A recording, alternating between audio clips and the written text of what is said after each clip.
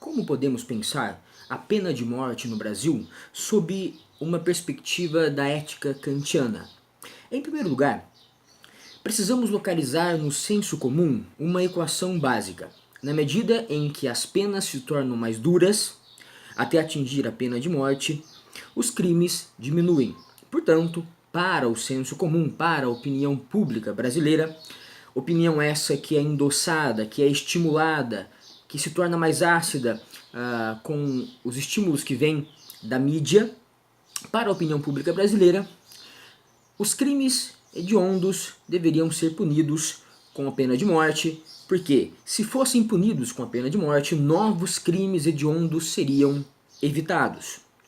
Há dois argumentos de ordem acadêmica, há dois argumentos formais que contradizem a opinião pública, que vão na contramão do que diz, do que acha o senso comum e do que prega de modo escandaloso a mídia de modo geral, mídia concentrada principalmente nos programas policiais.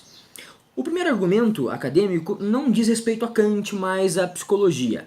O indivíduo, o criminoso potencial, o criminoso em potência, o criminoso que ainda não cometeu o crime, mas pretende cometê-lo, não pensa: eu matarei a minha ex-mulher num crime passional e violento, com requintes de crueldade, e depois serei pego, preso e condenado, depois de uma breve investigação, a 30 anos de cadeia. Não.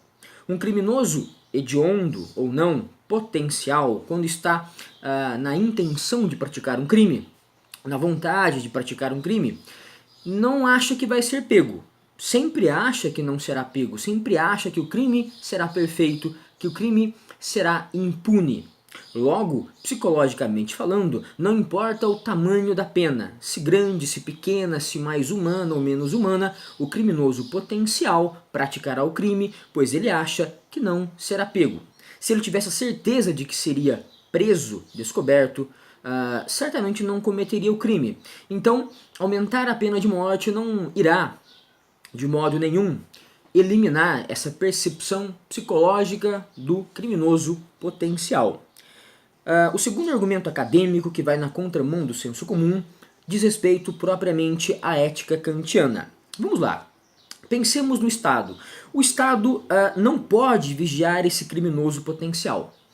Não há como o Estado prever o crime.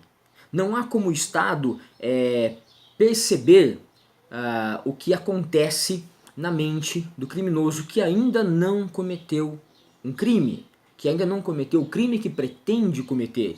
Isso não se trata de cinema, não se trata de ficção científica, se trata de realidade. O Estado não prevê, o Estado não é mãe de Ná, o Estado não joga búzios, ele trabalha com dados em cima de crimes cometidos. Ora, se o Estado não prevê o crime antes dele acontecer, enquanto ele ainda está em estado de potência na intenção, na mente, na consciência do criminoso, o Estado só pode punir o criminoso. Ao punir o criminoso, o Estado não diminui o sofrimento das vítimas, entendendo-se que vítimas, a vítima em si do crime hediondo, a família da vítima, a família do criminoso e, em certa medida, até mesmo o criminoso em algumas circunstâncias.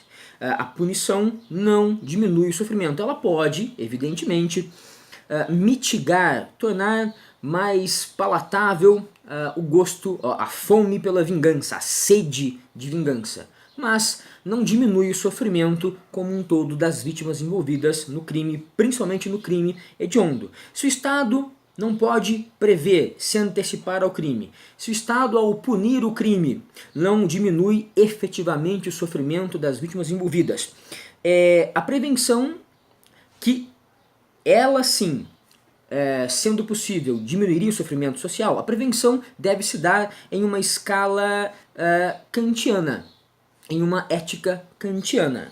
O que pensa Kant a respeito disso?